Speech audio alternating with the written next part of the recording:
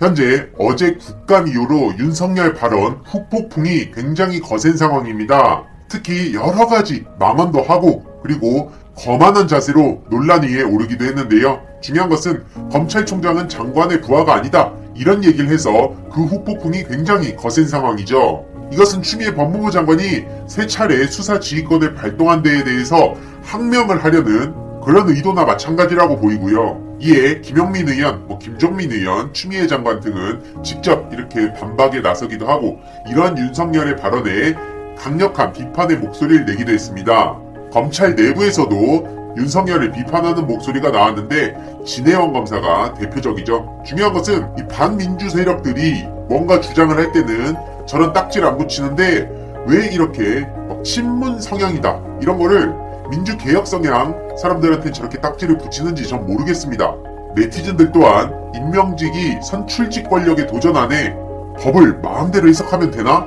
검찰은 법무부 소속이 확실하다, 이런 반응들이 괜히 나오는 게 아니죠. 그리고 추미애 법무부 장관이 점잖게 뼈를 때리기도 했는데요. 검찰총장은 법상 법무부 장관의 지휘 감독을 받는 공무원입니다. 이 한마디로 끝입니다. 무슨 설명이 더 필요합니까? 민주당 서른 의원도 윤석열 자격 없다, 이런 비판을 했고요. 또 황운하 의원도 윤석열 인격의 미숙함과 교양 없음이 드러났다고 지적을 했고, 이낙연 민주당 대표도 대통령 판단까지 부정하고 민주적 통제를 무시한 윤석열에 대해서 강하게 비판적인 입장을 내놓기도 했습니다. 특히 이런 상황을 보면서 공수처 설치의 정당성과 절박성을 입증했다고, 오히려 한마디로 윤석열이 겉으로 보여졌을 때 반민주 세력들한테는 속 시원하게 보이는 행동을 했을지 몰라도 결국에는 공수처 설치의 정당성만 확보한 것이나 마찬가지죠. 국감 보는 내내 윤석열의 뻔뻔함과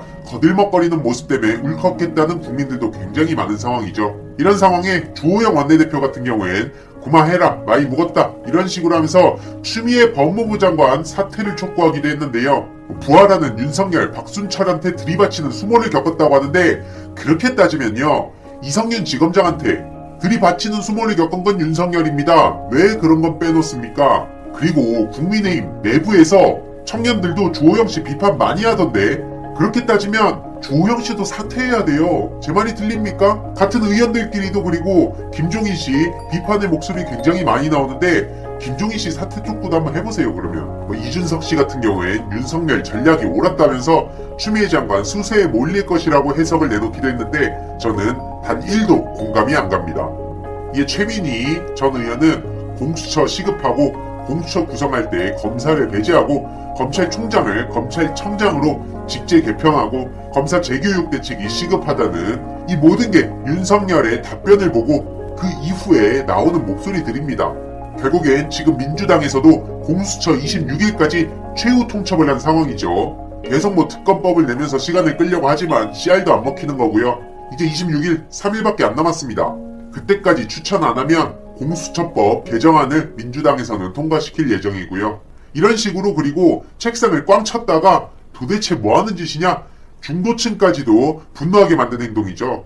이에 고일석 더브리핑 대표 기자님은 어제 국감이 약했다고 민주당 비판하시는 분들을 두고 이 고일석 대표님이 보기엔 민주당 아주 잘했다, 김종민, 김용민, 백혜련, 박주민, 김남국 의원 완전히 잘했다, 각자 역할을 이렇게 나눠가지고 완전히 윤석열을 그루기 상태로 몰아넣었고, 윤석열이 막 당황하고 혼비백산하는 모습을 기대하셨을진 모르지만 심야 시간대 넘어가선 완전히 정신을 못 차리고 헛소리만 내뱉고 있었다고 이렇게 해석을 했죠. 이런 와중에 언론에선 윤석열의 야성이 돌아왔다, 이런 식으로 계속 옹호를 해주고 검찰 내부에서도 윤석열 검찰총장 수고했다, 이런 목소리들이 나오고 있다고 하는데요. 애써 시대의 변화를 체감하지 못하고 혹은 억지로 그 변화를 막으려고 하는 것 뿐이죠. 그 이상도 이하도 아닙니다. 시대는 변하고 역사는 발전하고 있습니다. 계속. 그러면서 실컷 김봉현의 폭로를 하면서 강기정 전 수석을 물고 뜯으면서 권력형 게이트로 몰아가던 사람들이 이제는 이렇게 태세 전환을 해서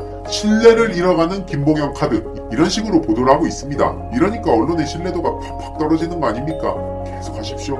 이런 상황에 오히려 네티즌들이 이런 언론의 희한한 따옴표에 대해서 지적하는 목소리들이 나오고 있죠. 그리고 이명박 씨가 다음 주에 대법원 선고가 나온다고 하는데요. 무상급식이 확정된다, 다음 주엔 다시 감옥으로. 이명박 저격수인 주진우 기자가 또 최근에 이런 글을 남기기도 했습니다. 참고로 이명박, 곽상도, 미래통합당 측에서 저를 고소고발을 했었죠. 이명박 재단에서 저를 고발했는데 지금 결과가 나왔습니다. 어떤 결과가 나왔는지는 추후에 제가 이명박 이야기를 다룰 때